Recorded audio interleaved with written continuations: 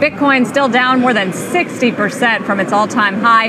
If you're trying to figure out when the crypto slump could come to an end, you may want to look at the emerging markets. Bitcoin bull Tom Lee at Fundstrat is detecting a correlation between the two. Tom, tell us exactly what you're seeing.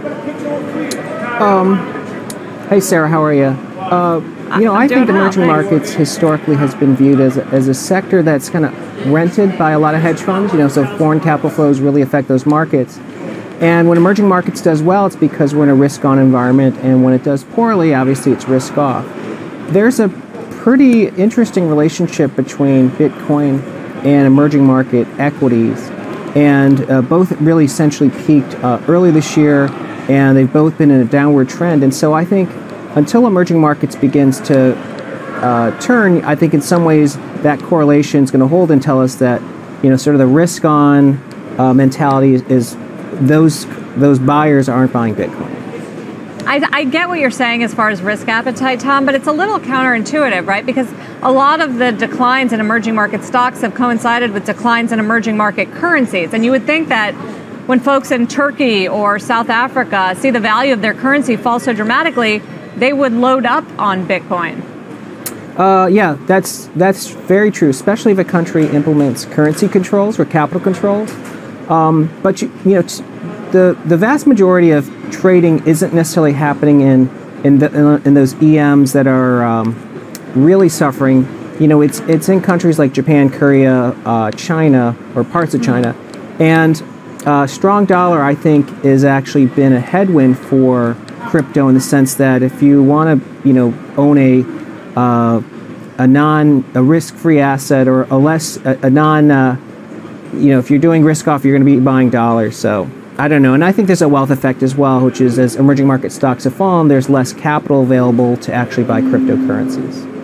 So what's your view on emerging markets right now? How much more pain do you see in the group? Well, it's a little peculiar because, the EM stocks, the MSCI EM index has underperformed the S&P by almost 22% in the past 12 months. That's something that you only see during recessions. So outside of recessions, it's only happened twice. One was during the debt crisis, 97, 98. And then, of course, when we had the peripheral debt crisis in 2011 to 2013. So it's kind of unusual because it's sending a very strange economic signal. I do think that EM stocks are getting attractive. So I think there's a fundamental case for investors to start buying. But, rising interest rates, strong dollar, these have been headwinds for EM. Absolutely. So add it all up for the price of Bitcoin. I know you've had a pretty high target, 25K. Where do you think we'll end the year? I still think it's possible, Sarah. The problem right now is that crypto sentiment's so negative, and investors and even those who are pretty big believers in the technology think there's downside.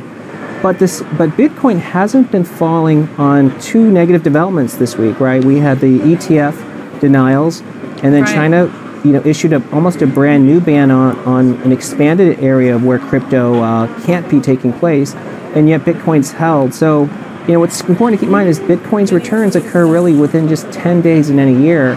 Those 10 days average about a 500% gain. So Bitcoin doesn't have to end the year at 7,000. It could end the year more in our view, which is, explosively higher.